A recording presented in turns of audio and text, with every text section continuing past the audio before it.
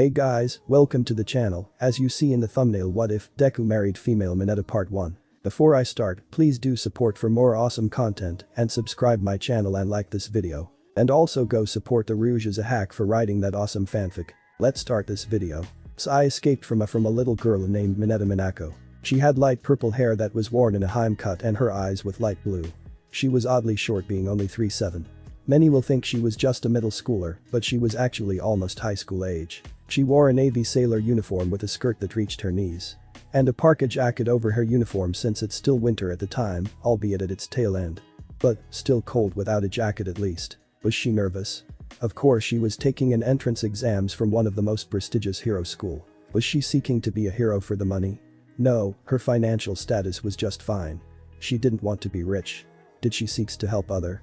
Maybe she really thinks that she's a really selfish person, but she did helps wherever she can. Her reasons to become a hero was far more dubious and shameful. She wants to sate her ever-growing fetish for men in tight skin suits. Minako Mineta was indeed joining the ranks of hero to just satisfying her need of artistic reference for her work. She didn't want a harem of men.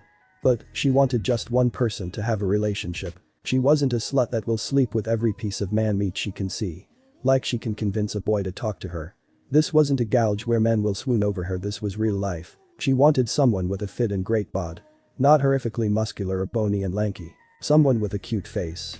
Not some chiseled man from some old 80s manga. Someone with soft and fluffy hair that she can run her small fingers at and get lost in its fluff. Not someone balding from having too much testosterone. Someone who can smother her with his cuddle and pepper her with kisses. Someone who is quirky and dorky enough that she can relate to.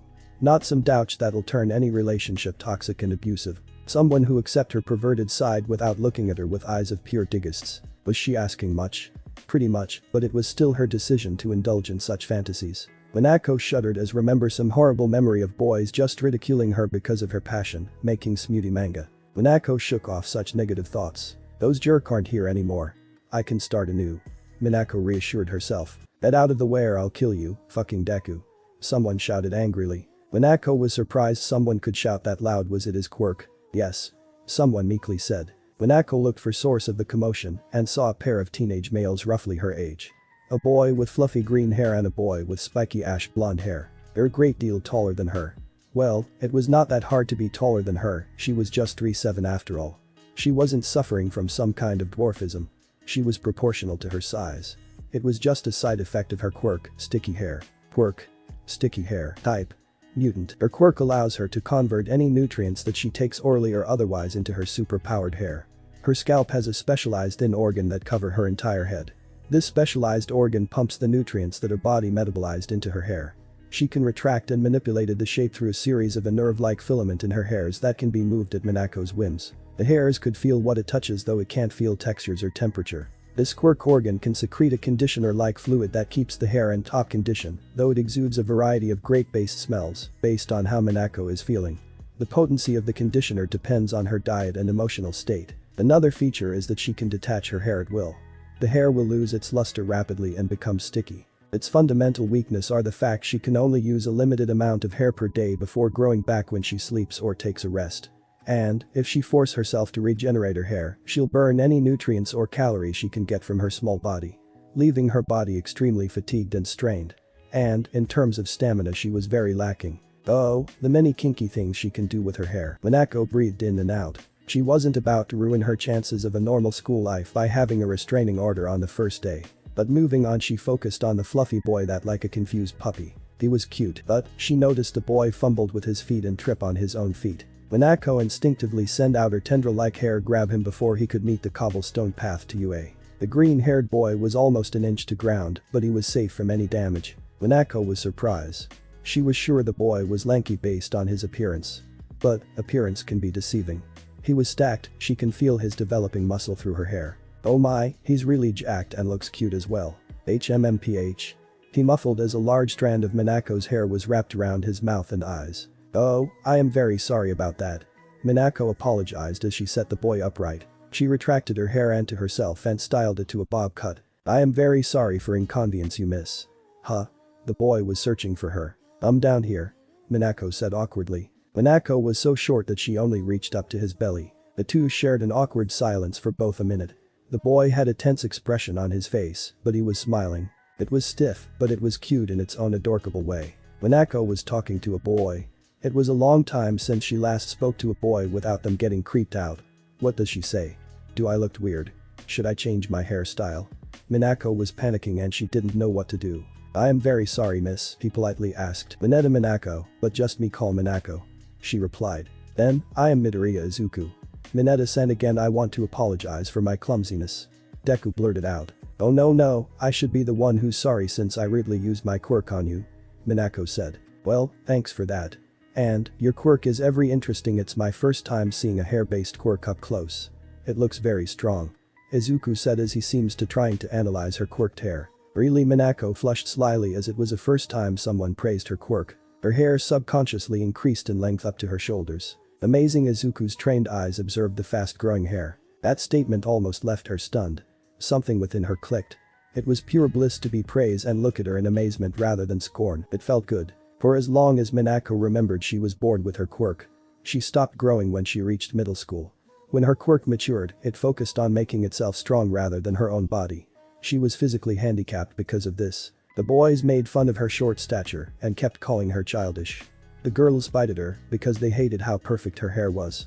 Those bullies even tried to cut it, but they got stuck on them. So they resorted to more subtle ways to spite her. Pouring water on her, filling her school shoes with thumbtacks, writing hurtful words on her desk, and even putting false love letters to exploiting her crave for affection. Until, the girl found out her hobby of drawing her own smut. Everyone had a neutral or uncaring opinion towards of her.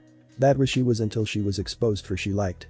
The girls avoided, the boys kept asking her to make smut, if she didn't they began spreading rumors that she was sleeping around with older men. That was when she broke and fell to a depression to the point that her family moved over to Musatafu to start fresh in a new city. But, the emotional scars ran deep and it completely affected her psyche. So, for the whole of her second year at middle school, she isolated herself, talking to no one. Not leaving a chances for herself to be vulnerable again. She drew her smut to relieve the stress of both her school life and her own lust. It felt weird talking to this boy, a good kind of weird, sure, he almost met the standards of her idea man. Was she willing to open up again after all that trauma? She felt compelled because of this boy. Midoriya, she didn't know what his was, but she felt something was drawing her to the fluffy boy. Was it her hormones? Was her craving for any form of friendship? Or, was it something entirely different? She dismissed that train of thought for now. Is your hair like rubber band's hair? Izuku asked. Izuku out of nowhere busted out a notebook titled Heroic Analysis for the Future Vol. 14. Nope. Minoru proceeded to explain her quirk to Izuku. The boy practically absorbed the knowledge like a dried-out sponge in a small puddle. He furious wrote on his note as he mumbled to himself and asked some clarification about some things about her quirk.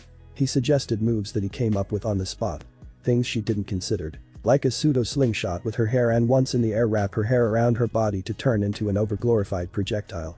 He concluded it was an efficient way to converse her hair, since he accurately theorized that using the hair as an indirect weapon as a melee attack deteriorates it faster. With this technique she can compress her hair and making her individual fibers more durable like a stack of sticks. It was both amazing and terrifying that Izuku could break down someone's quirk and come up with counters and strategies around it in less than a minute.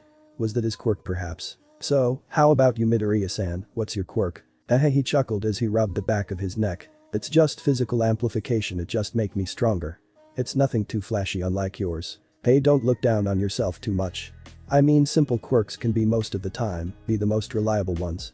Like the retro heroes of old. Minako said. Thanks, I needed that. Sure, no problem. Come on, let's get going before we get late for orientation. Oh, of course, I almost forgot about that. Izuku said as the pair begun their walk to the auditorium. 11 months ago, Izuku couldn't believe that just 2 days ago he was attacked by a sludge person, saved by All Might, saw All Might's true form, tried to save Kaken, All Might saying he can be a hero, and All Might asking him to inherit his power, one for all. It was like a dream. After that, All Might asked him to come to Dagaba Municipal Beach. He was surprised how vandalized and how much trash was on the beach. Why did All Might ask him to be here? All Might explained to Izuku that trash was being accumulated from the sea to the coastline. And, he need more physical conditioning and bodybuilding to strengthen and prepare his body for one for all. So, for months he was following All Might's strict exercise regime. He grew stronger and stronger each passing week.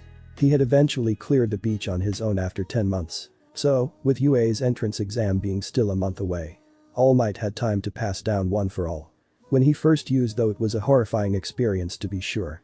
He broke his arm, but a quick and emergency visit to Recovery Girl did the trick. So, after a few days All Might tried to ask for his old mentor, Gran Torino. They easily contacted him since he moved in with Recovery Girl when they married many years ago to the shock of All Might. Who didn't know since it's been so long since they had contact with each other. So for the remaining weeks, Izuku was under the tutelage of a former legend, Gran Torino. He was a Slavadriver to be sure but in a good way.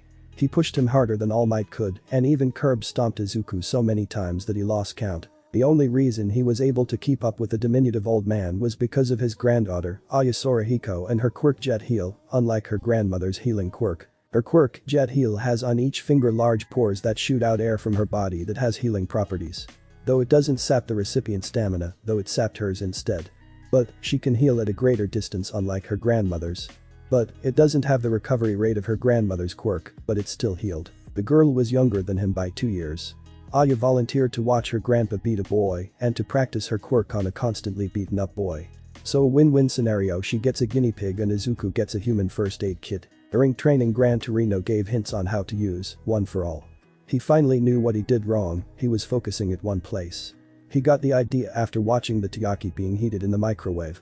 He called the power of the cloak of one of all as full cowl, in reference to red aura he was exuding. When he first used it he actually accidentally ripped most of his muscle on his body. Izuku for the whole afternoon was being healed periodically by Aya.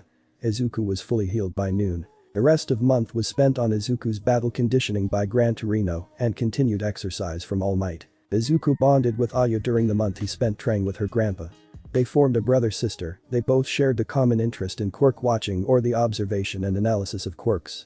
Izuku was interested in the application of quirks, and Aya has a more scientific and medical interest in quirk like how it affect the human body. When Izuku finished training with Gran Torino, he gifted Izuku with his old body glove.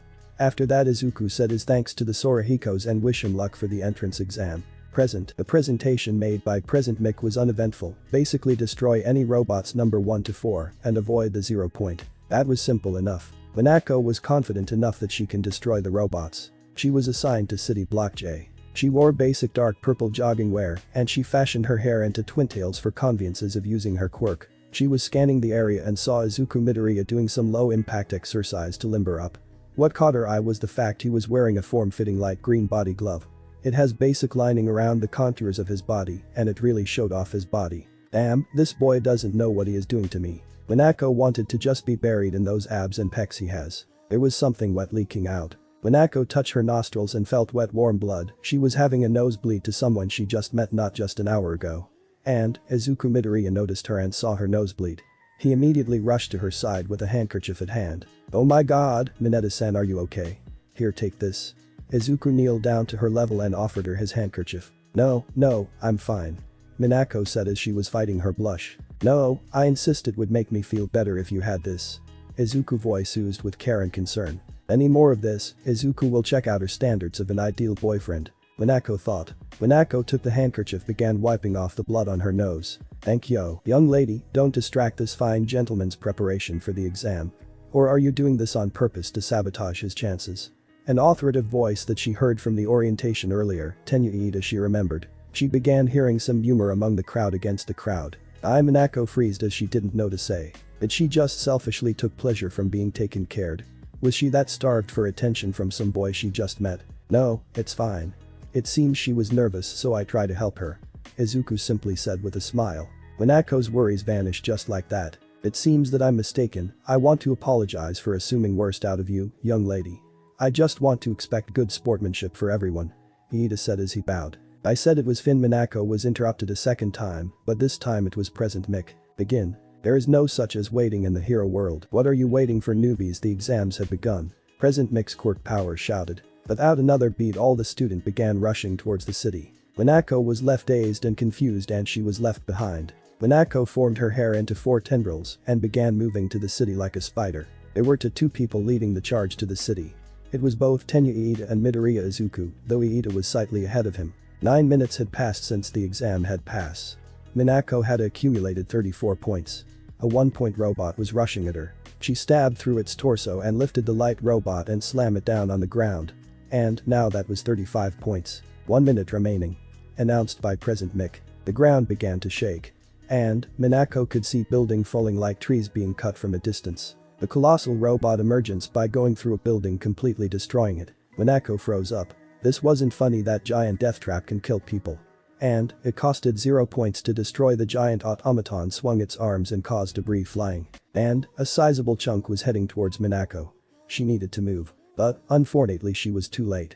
Luckily enough her hair took the brunt of the impact, but her buckled and she got trapped by heavy pieces of rubble pinning her. Her hair was now very short, it was now just a pixie cut with her sides still being at least shoulder length. Many people rushed past her and didn't bat an eye to her. A 0-pointer was closing in on her into being only 30 meters away from her. "Help," she weakly said. But nobody heard her and people kept ignoring her like she didn't exist. She closed her eyes and just accepted the inevitable. No one gonna save someone like her, she darkly thought. But, she heard something moved past her and moved towards the 0-pointer. Smash! The shouted and did someone familiar. When she opened her eyes she saw something awe-inspiring and breathtaking. It was Midoriya punching the 0-pointer on its head and sending it back. Its head was completely dented in by that extremely powerful punch. Midoriya was now free for a good 100 meters. He wasn't moving. Adrenaline pumped into her veins and she knew what to do. Forcing her quirk into overdrive, her hair sprung forth once more and began slicing apart the rubble atop her. Two thick tendrils of elastic hair gripped tightly on the adjacent stoplights and made a slingshot. She moved as far as she can. And she let go of the tension of her feet to ground. She was soaring toward a fast-falling boy. She crashed towards Midoriya. She began wrapping her hair around the both of them. Now the purple ball of hair began bouncing across the street. After the momentum was weak enough it stick to the asphalt. The ball of hair began to unravel as it revealed a Minako panting heavily and an Izuku groaning in pain. Being surrounded by a bed of purple hair that smelled like grapes. Izuku sat up despite his right arm and left leg being bruised and bloody. Izuku had a disappointed and dejected look. Minako noticed despite her fatigue she saw his sad expression. And badly injured he was. Did she cause those horrible injury? She wondered. Minako wanted to say something. "It's over," President Mick announced. "Mineta-san, thank for you for, it would seem I won't make it to UA," Izuku said with a sad smile. "What?" Minako said weakly. "It's not your fault, so don't blame yourself, okay? I was keep being killed stolen by the others and I was busy saving some of them for almost getting hit by other robots. Why? I only got 17 points." Izuku looked away and sighed. Minako racked brain around it. That was the lowest score she heard. UA will only take 40%, half of the participating examinees. She was around average scores. But Midoriya had half her score and that set a terrifying implication. Before she could reassure Izuku that everything will be fine. They were interrupted by an old lady doctor-themed attire that had the same height as her. Her lips extended and kissed Izuku on the head. His arm and leg began to heal. "How about you, young lady, are you injured in any way?" the elderly woman asked. "I'm just tired, that's all." Minako simply relied. "Here, take some candy." The elderly woman tossed a piece of hard candy to the weakly girl. "Thanks," Minako said. "Thank you, recovery girl, for healing me." Recovery girl sighed. "Young Midoriya, please don't do anything reckless like this in the future, okay?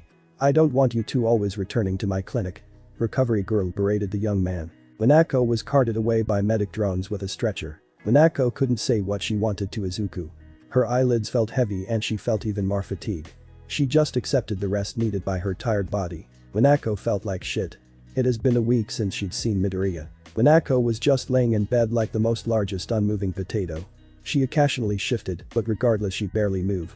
She still ate, but she did not enjoy her meals due to constant taste of bile in her mouth. She wrapped the blanket around like a cocoon, refusing to become a butterfly. She held a light green handkerchief that belonged to Midoriya. She didn't have the chance to return it to the boy. She felt responsible for causing Midoriya to fail. Maybe if he hadn't saved her, maybe he'd had a chance to pass. A few days ago, Minako stood in front of the faculty office of UA. She knocked the door. President Mick answered. What do you want, young lady?" President Mick asked. "There is this boy named Midoriya Izuku, he has green and curly hair. Can you give him the points I've earned? He was busy saving me, so he had no time to make points for himself." "I'm afraid we can't do that." "Don't worry about it." President Mick casually. Minako can't help to be more worried. "I see." A beleaguered sigh escapes her mouth. "I'll be off then," Minako said with a hint of sadness. Minako went home defeated. Minako hadn't touched any of her drawing tools since she was stuck in a depressive rut. Her hair wasn't so silky and shiny. It appeared dry and haggard. And, it started to smell like rotten raisins instead of the usual sweet grape scent. It was a bad sign. Her parents could easily gauge how she felt based on the smell. A knock was heard from her door. "Baby, the letter from UA just arrived."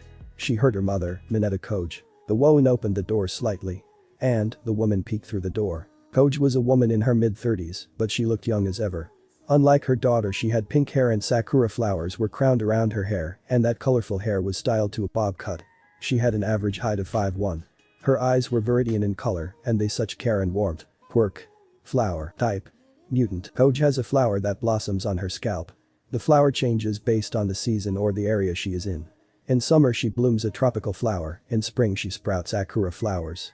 And in autumn and winter it turns to a dormant flower bud. The flowers could absorb energy from the sun and produce photosynthesis, but it is an inefficient way of feeding herself, since it was slow.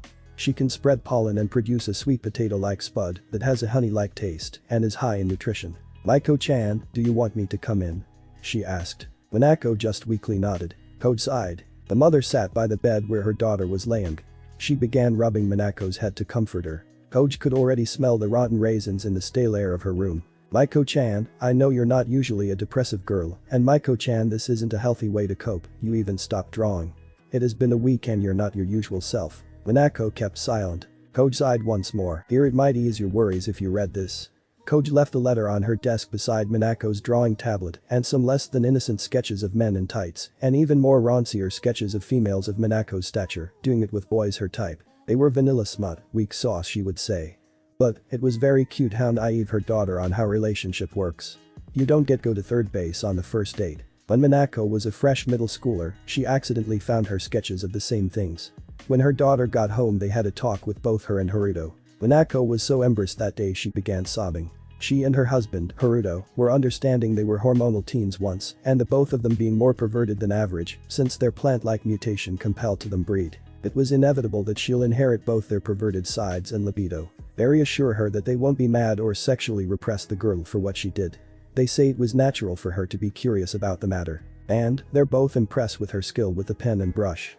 It was the most erotic manga that they ever saw. Though they catered to their daughter's domination fetish. They could appreciate their own daughter's work. So they support her hobby, and she earned money making hero x heroine doujin smut with the kinky use of quirk her geniusly perverted mind could muster. Under the alias, Grapeboy, they even helped her on Comic-Con last year and help her sell her smut as a family. Though, they had to wear gas masks to hide their identity so a friend of theirs won't give them strange when they get visits or get invited to somewhere. It was awkward at first, but they got used to it. "I'll make your favorite chicken courage. So, get well my sweet angel," Koji said as she kissed her forehead and left her daughter's room. Minako sighed.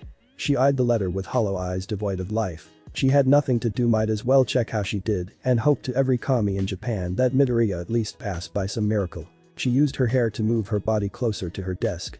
She formed a knife-like appendage made of her, grabbed the letter and another tendril this in form of a knife to cut open the letter. The holo pad dropped from the letter. The holo pad came to light and All Might appeared some self-congratulatory crap about being an outstanding member of society. "You're ranked at 21st place amongst the 300 participants, you passed. Yay." Minako sarcastically celebrated. "But that's not what you wanted to hear, isn't it, young Mineta?" All Might immediately caught her full undivided attention. "You want to know whether or not young Midoriya passed, don't you?" he rhetorically asked. Minako held her breath. This is the result of his actions. All Might showed the leaderboard of top 10 participants. She ignored all other names and tried to find Midoriya's name. Then she found it. First Bakugo Kitsuki Villian points. 77 rescue points. 0 total.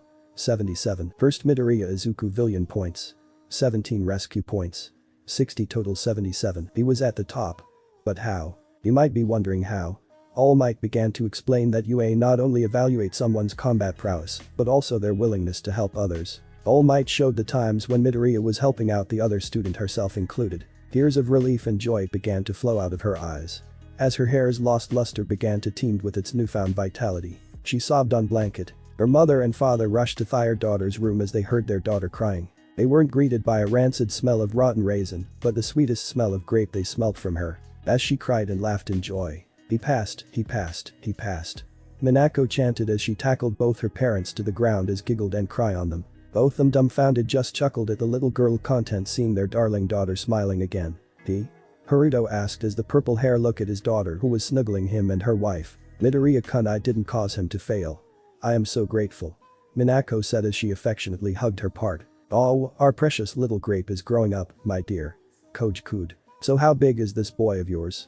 "I'm talking inches," her mother jokingly asked. "Here, be sure to have protection on you at all time, we don't to have grandchildren this early," her father added. Minako blushed as a more slightly alcoholic grape smell was exuded by the girl.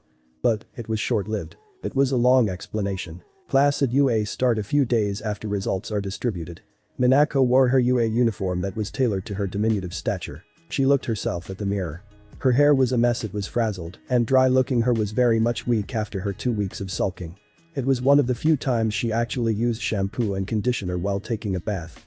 But it wasn't enough to completely solve her hair problem. But it wasn't like the first day of school they'll test your quirk, right? Minako slapped her cheeks to remove any signs of fatigue on her face. Gosh.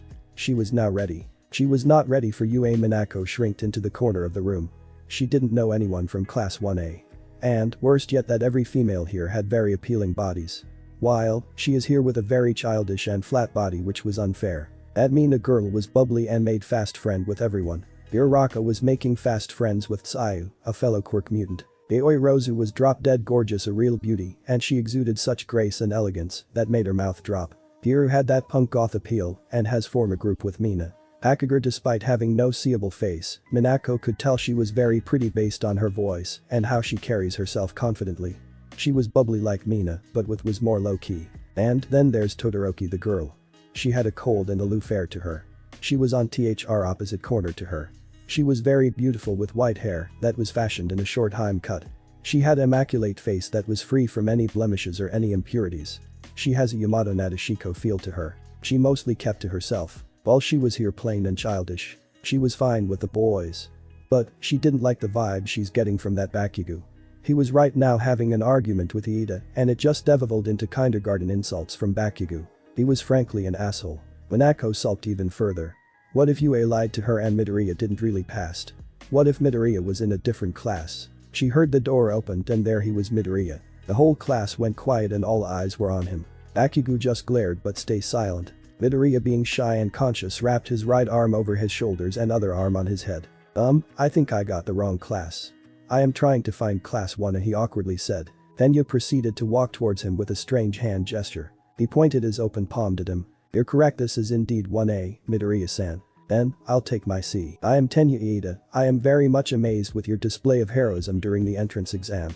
You're indeed an exemplary hero in training in our class. Bakugo silently frowned. You saved the life of Mineta-san over there without a second thought.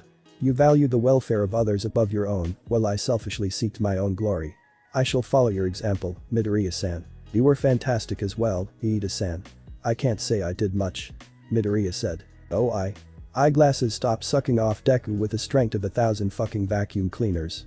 Bakugo shouted with a very pissed expression on his face. Such noisy brats. Someone said. Sounding like he's in the verge of death. Midoriya looked down and found a man with disheveled long black hair. And he was wrapped around a sleep bag like a cocoon by the door. Ah. Midoriya screamed in surprise. This is the hero course. There was a juice box in his mouth and he violently sucked its contents. The man emerged from his sleeping bag, walked up to the teacher's table. It took you 8 seconds to quiet down. You lot aren't very rational, are you? Time is a very expensive resource. I am Shoto Izawa, your homeroom teacher. Get dressed in your gym uniforms. Meet me at the ground in 10 minutes. But how about orientation? Iida asked. We won't be attending that. I want to do a physical test using your quirks. Be dead last in this test, then you're expelled. Izawa coldly said. Everyone in the room froze up upon hearing Izawa would expel someone. All of you are late by 20 seconds, no villain idly wait for a hero to come. Bakugo, would you step forward toward the circle? Bakugo did as he was told. The nation prohibits the use of quirks to judge the average of scores of PE classes. So, everyone is at an even playing. And, UA is known for its freestyle education. Bakugo, how far could throw a ball in middle school? 67 meters. Izawa tossed Bakugo a ball, throw this as far you can. You can do anything within the radius of the circle. Go for it. Bakugo began stretching his arms and ready for a throw. Bakugo inhaled deeply. He swung his arm forward as he let go of the ball. A large explosion accompanied the ball. "Bee!" Kitsuki shouted. Izawa looked at his phone. Knowing one's limits is the first rational step of what a pro would do. Knowing what kind of hero you can be is key to becoming a pro. Izawa said as he displayed his phone with a 705.2 meters displayed on it. Now go ahead, show me what you got. Izawa said. Minako's day couldn't get any worse.